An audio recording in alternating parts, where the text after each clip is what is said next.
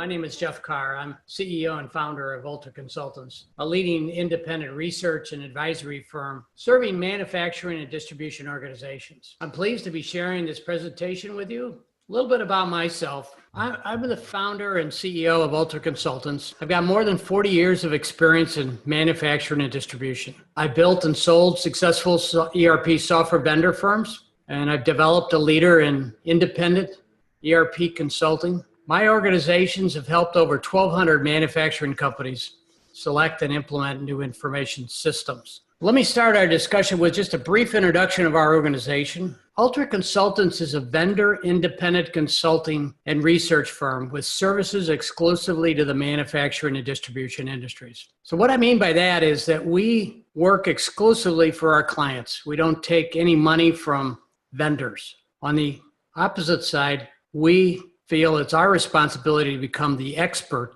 in these ERP vendors for our clients. Ultra serves the manufacturers throughout North America, as well as companies with global operations. And we've been doing this since 1994. We truly are focused exclusively on manufacturing and distribution and are the largest consultancy with that focus. Our headquarters are located in Chicago, and we have teams located throughout North America to serve manufacturing and distribution organizations. Ultra helps organizations with not just a focus on selection of enterprise technology systems, but to truly transform their performance. I'm going to present our story today in 4 parts. First, we're going to review some history as it's related to enterprise technology. How have companies evolved their legacy systems? I will call out some issues that many companies encounter as they evolve their systems. Second, we're going to look at some important trends that you need to understand as you make plans for moving to modern enterprise systems. Trends like smart manufacturing, smart factory, digital transportation, Industry 4.0. Third, I'm going to review with you some real-world scenarios of smart manufacturing in action based on discussions we've had with ERP vendors. And last, we'll talk about the way forward in using enterprise systems to enable Industry 4.0 and how to move into modern solutions. What is my best path forward? Core ERP software for the mid-market manufacturing emerged in the mid-1970s. These software products have evolved over the decade, from basic transaction systems to more complex multi-site enterprise resource planning systems. The vendors behind these systems have changed. They've merged, they've grown into multi-billion-dollar enterprises. A lot has changed in the last 40 years. Companies have been enhancing core ERP for 40 years. So what is core ERP? As I said, core ERP started as a core transaction system. Sales orders, purchase orders, manufacturing work orders. It was focused on managing inventory and customer orders, suppliers, and production. Now, the thing I wanted to point out to you that this is really what we would call as the early years of ERP, enterprise planning systems. And these systems as the core have direct correlation to Internet of Things transactions. And I'll talk to that in a few minutes. Initially, these transaction systems had very limited reporting capabilities. And the need was created for better ways to get at the data. So the world quickly realized they needed information. So what happened in the late 80s and early 90s, various business intelligence tools began to emerge. These tools have evolved, adding dashboards, scorecards, and portals. Over time, ERP has evolved into a system for the entire enterprise, not just for customers, suppliers, and inventory. All of the functions of a manufacturing company, marketing, engineering, supply chain, quality, warehouse, transportation, and HR are included in modern enterprise software. Today, we continue to see the evolution of ERP systems with more extensions into the plant floor with sensors on products in the marketplace. Now we see a further evolution of enterprise systems beyond the 4 walls of the company, into the market and into products used by consumers and customers. We move forward with digital transformation and industrial revolution and smart manufacturing. The continued advancement of internet bandwidth has facilitated a new revolution. With new connectivity of things, we are innovating new ways to connect. In our personal lives, we are now being impacted with home appliances and driverless vehicles. Those are just some examples of Internet of Things. All of these advancements are driving the trends we're talking about today. We've seen the consumer industry get ahead of the industrial industry, but we're seeing a lot more activity in the industrial industry in 2017 and 2018. So the takeaway from that comment is that the consumer industry is far ahead of the industrial industry, but the industrial industry is starting to catch up. And that's where it comes into play for your companies.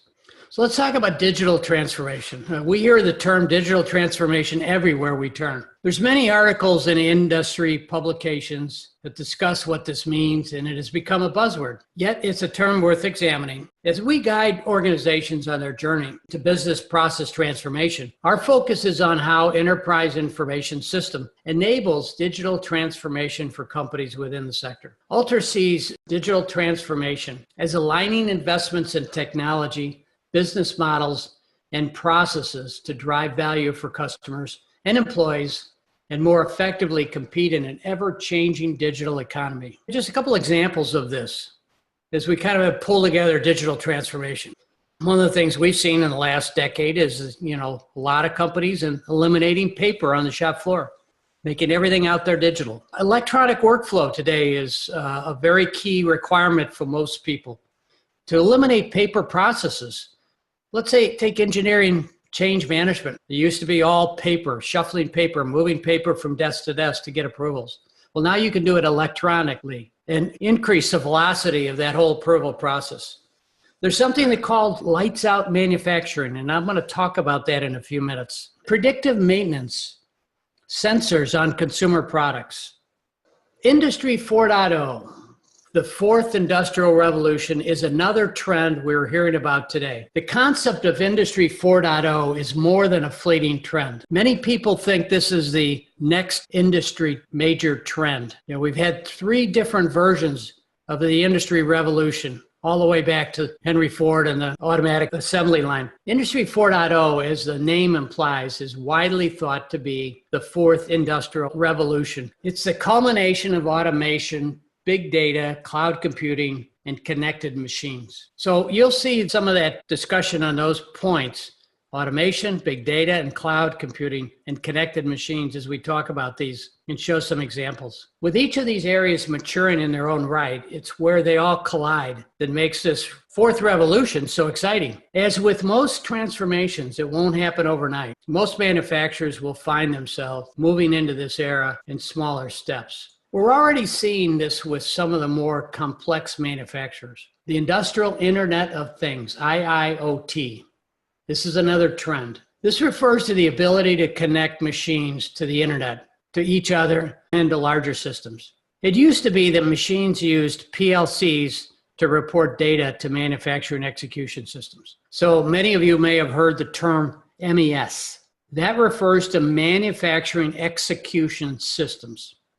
That does not refer to MRP or MPS or planning systems. It refers to execution, the actual physical execution of the manufacturing process on the shop floor, stamping out a part or filling a vat. The Internet of Things is the network of physical devices, vehicles, home appliances, and other items with electronics, software, sensors, actuators, and connectivity, which enables these things to connect and exchange data, creating opportunities for more direct integration of the physical world into computer-based systems, resulting in efficiency improvements, economic benefits, and reduced human exertions. Some interesting facts. The number of IoT devices increased 31% year over year to 8.4 billion in 2017.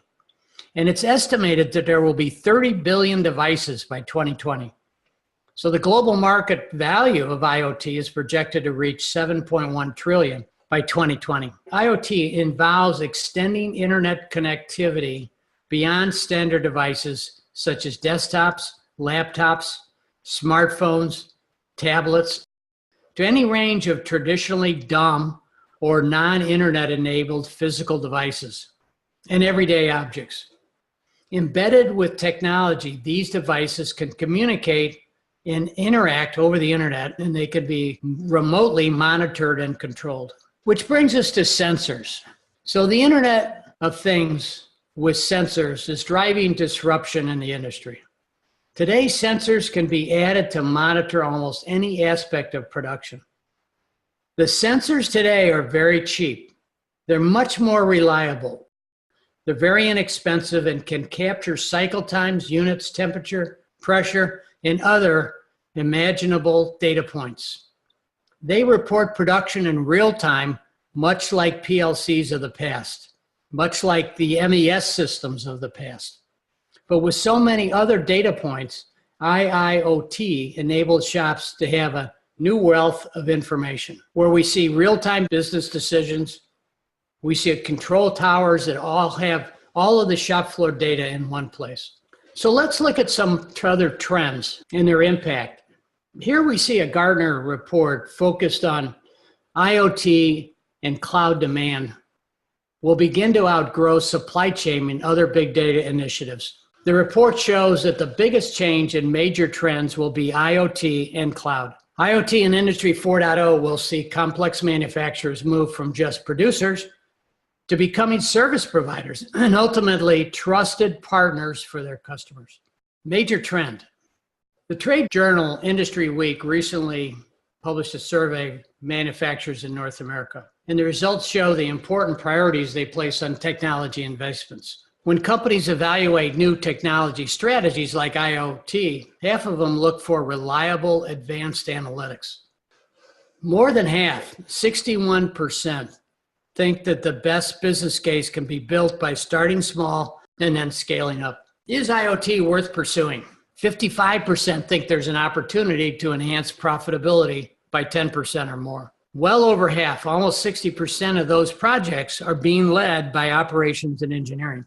So interesting, you compare that to one of the other statistics we saw, that IoT is more significant today than supply chain. And now that kind of bears out here by saying that operations and engineering are really driving IoT, not supply chain. So the plant floor is starting to have a major impact on the direction of enhancing information systems within manufacturing. So IoT can be an intimidating implementation. I mean, a lot of people don't quite understand it yet. But 60% are actively exploring or running pilots. So we've looked at how enterprise systems have evolved in a landscape of changing trends. So let me talk about what's happening with some real-term scenarios at companies like yours. Current real-world scenarios. Organizations we work with and the ERP vendors we talk to, we see time and time again. Enterprise systems that connect, integrate data, or enabling technologies for digital transformation. In a recent survey by the manufacturer show that improvements in productivity, quality, and compliance can be achieved by being able to monitor and act upon the data flowing from connected machines and sensors. So things that we see are plant floor control automation, proactive maintenance, connected supply chain, remote monitoring, and critical asset management, just to name a few. This results in improved customer service and customer personalization. It allows you to address real-time needs, threats, and opportunities. It improves and accelerated process optimization, can provide you more effective forecasting, etc. When we look at what is happening now in the manufacturing sector, we want to distinguish between production monitoring and process monitoring. Now, what do we mean here is that when you're looking at IoT capabilities, or if you're looking at a new enterprise system, and you're looking beyond ERP, or you're looking to replace your enterprise system, you want to look to make sure that it has the capabilities to plug into IoT easily. So a couple of terminologies and key requirements in that area. Production monitoring is part of the IoT approach that monitors the physical production activities.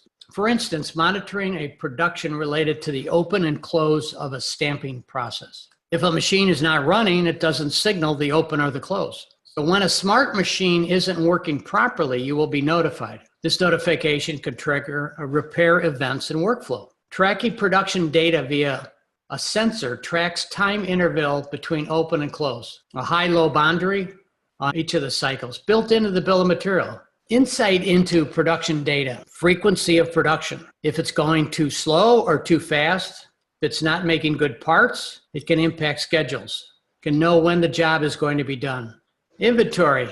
Business will be able to trace goods across the supply chain more easily with internet-connected inventory that can display exact locations at all times.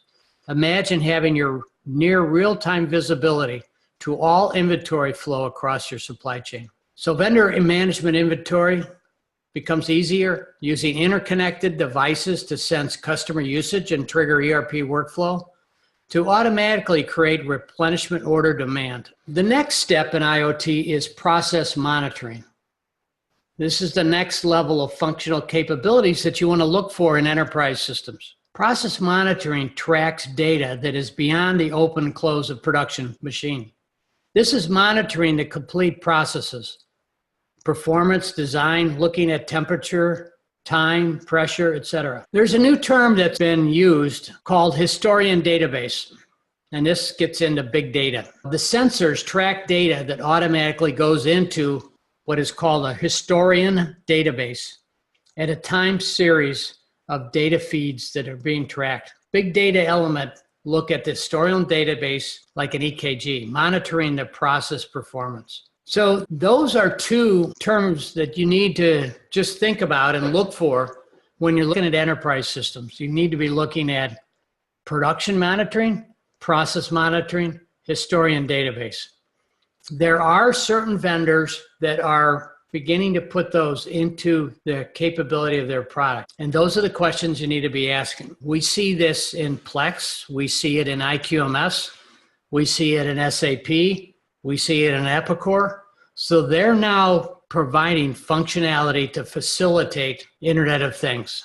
I've just recently been looking at documents that are coming from prospective manufacturers that are looking for new systems that are calling on Ultra. And I'm beginning to see that in their RFPs for consulting advice.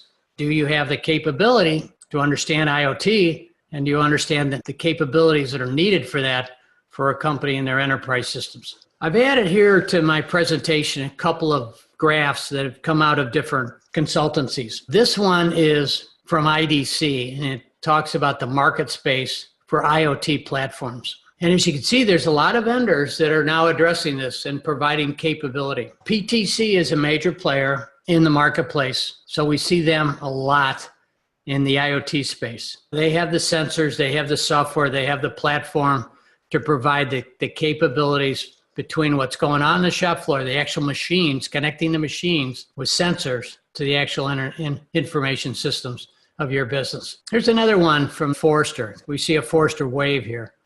We see some players of it. You can see SAP up there. You can see Microsoft. You can see IBM. You can see PTC. What I don't see yet is I don't see the ERP players yet, but they will come. They will very quickly become challengers and strong performers. And here we see the Magic Quadrant. The interesting thing about this is that we don't see a lot of leaders yet. We see some in the visionary quadrant, but we don't see the leader quadrant yet. So the ability to execute is not quite there. Now I want to talk next about some industry examples. I'm going to talk about a few firms. Let's look at these to just give you some examples of what's happening today. So the one here on the right at the bottom is called Ytronics. This is a firm that evolved out of some people from Electromotive. They put together a sensor or a black box on locomotives and railroad cars. Their advanced technology is for trains and rail networks, tracking operations, GPS, fuel consumption, mechanical, risks, signals, and safety to communicate directly to the railroad ERP systems. Pretty advanced. Caterpillar is partnering with a company called Uptake for predictive analysis, fleet monitoring, track fuel, efficiency, idle times, location. All of this helps save money and optimize performance and prevent unplanned downtime. There's another company, MAN. They have a truck and bus technology that can track a truck's raw data in real time and translate that into useful report that's offered as a paid service to customers. Predictive car maintenance to spot engine faults and other potential failures should reduce downtime and therefore time and money for customers. Another company on this chart, BASF, to start this process, a customer will input a sample order. Then over a wireless network, RFID tag, radio frequency identification tag, is attached to empty soap bottles on the assembly line to communicate to production machines what kind of soap, fragrance, and labeling is required. Each bottle could then be completely different from the other. So talk about just in time. Let's talk about lights out manufacturing. I'm going to talk about a few real world scenarios. Lights out manufacturing. This is a story about a medical device company. Lights out manufacturing is a term used for a manufacturing process where factories run fully autonomously without any human intervention. The term is quite literal, with production occurring free of human necessities like lighting or heating, ventilation, and air conditioning, HVAC. Machines are monitored for both production and process manufacturing, for weight of the part coming off the case the part has been put into, the robotic machines moving cases into stacks and pallets. The entire production process is instrumented and fed back with robotic arm operating with conveyor belts, putting on the pallet wrapper, printing labels, boxing, labeling, forklift, warehouse placement. The medical components manufacturer runs a 16-hour day production of medical tubing devices, 37,000 square feet building, 42 employees, and only 10 people monitoring production. Pretty amazing, right? Here's a tier 1 automotive manufacturing company. They get demand notice 2 hours before they're to deliver the parts. They're located close to the customer. On-demand manufacturing within a 2-hour window. Fully automated and digitalized supply chain with EDI and ASN, and also the factory floor. These orders come from EDI, then real-time monitoring of materials and machinery, raw materials and labors to make, pack, and ship, being provisioned wirelessly, monitored, picked, and shipped. All aspects of the Industry 4.0 into real-time production systems. Inline vehicle sequencing, everything is lumped together in production for production, variety, and customization, which syncs up with the order. Production monitoring that takes data feeds. And then here's one other example. This is a stamping company. It brought MES and PLCs from IQMS. This is an IQMS story. Real-time production monitoring starts at the historian database. Machine has sensors on it. The sensors being turned into digital signals by the PLC or smart machine. ERP receives the digital signals, started out as analog, temperature or pressure, open and close signals. The system takes digital signals, interprets them as a value. Boundary conditions logic is running on the historian database. Those same signals being fed back to ERP system as the machine is running. Runtime cycles are completed, passed to the MRO module, and production metrics, completed parts, also being sent to ERP, being passed to finished goods inventory, and then passed to AP and purchasing to pay the vendor. The back flushing of production data to ERP, all automated. So yeah, again, a very interesting story in terms of the use of IoT in this particular company, saving a lot of shop floor time and money, and also providing information back to management to better manage the business. So how does ERP enable Industry 4.0 and IoT? When it comes to production and process monitoring capabilities, an ERP system would need monitoring capabilities directly available. Careful evaluation of systems reveal which vendors have these capabilities. As I mentioned, IQMS, Plex, Epicor, SAP, just as an example. Everybody is really moving in this direction, and we're seeing new requirements in this area. ERP streamlines the routing of data collection for the sensors with the availability of the historian database. ERP has to have capabilities in the automation sector, all based on signals. All custom programs have to support automation programming requests. So now that we've talked about some trends, let's talk a little bit about the way forward. One of the things that we've been very successful with recently is the evaluation of business process maturity. And you can apply this to your initiatives with IoT and Industry 4.0, et cetera, but also throughout the rest of your business in terms of looking at your capabilities or where you're at today in your maturity of your business processes. This particular approach starts with a process capability maturity model. So what this is all about is evaluating your business processes and then ranking them on a scale of 1 to 5. 1 being processes that are poorly controlled, reactive, unpredictable. 5 being process performance continually improve through incremental and innovative technology improvements. So by taking these specific definitions of process maturity, we can apply this to your business. This is an excellent management tool and something that you should maintain,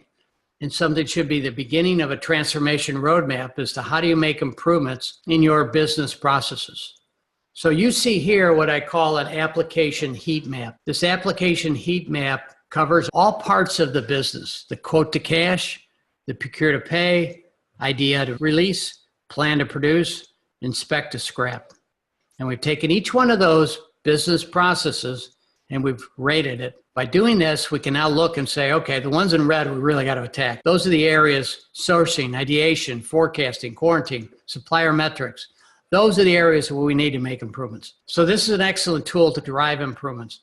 You see then the plan to produce, you see down there into the shop floor data collection. That's where the IoT sits. So you can be evaluating those capabilities and where you're at with that. There's a lot of talk about how to proceed ahead with change, specifically with IoT. What do you need to be doing? This is an area that's really now just beginning to be addressed. And there's a lot of content out there on the internet, a lot of reports to provide suggestions as to things you should do.